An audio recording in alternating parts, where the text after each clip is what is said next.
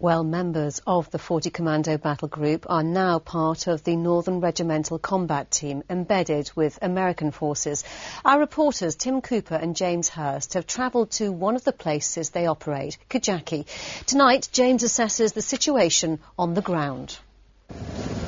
Kajaki sits on the Helmand River at the northern tip of the province's green zone.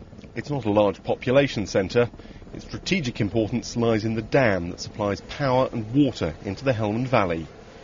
The area stretching out to round forward operating base Zeebrugge has been, by Helmand standards, relatively calm in the last couple of years. That's not always been the case. Marine Ollie Faulkner was first here in 2007. There was, every single patrol that we was conducting, and most of them we were finding ourselves in the contacts. So it was pretty much full on compared to what it is now.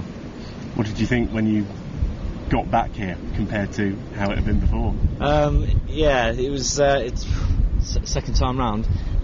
It was things have changed a lot. The amount of IEDs that they're placing down now compared to the amount of contacts that was conducting from last time. So things have changed.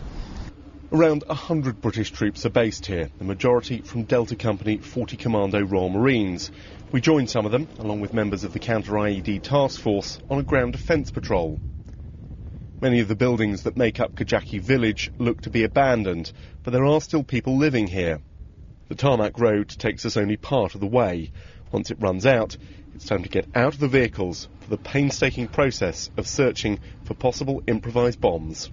We're about halfway to our destination, an Afghan National Police station. It's slow, steady progress. The forward operating base is behind us over there, and up ahead, piece by piece, the ground is being slowly checked to ensure there are no IEDs. Along the way, the patrol we were with attracted some local attention, but no trouble.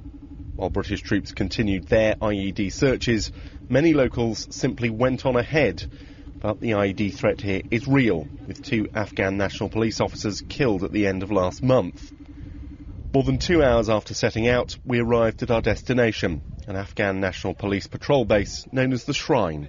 We come out, show the Taliban, if they're observing, that we're still here on days when we're not doing one of the bigger patrols, as you say, and coming up and reassuring the AMP in the area that we're still a presence, we're still coming out every day and giving them support. We've come probably a couple of kilometres from that direction and through what is seen as a relatively safe zone of Kajaki, but when we get here we're pretty much on a dividing line. Go over there and that is seen as much more insurgent country. He said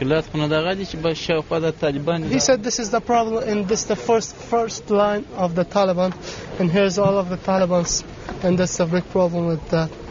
The signs of insurgent activity can be seen and heard from back at FOB Zeebrugge.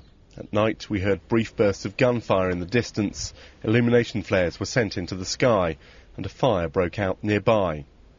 But Kajaki is no longer hard fought in the same way as neighbouring Sangin. The strategically important ground here is dominated by British forces, but with insurgents never far away, keeping it that way remains an important job. James Hirst, Forces News, Kajaki.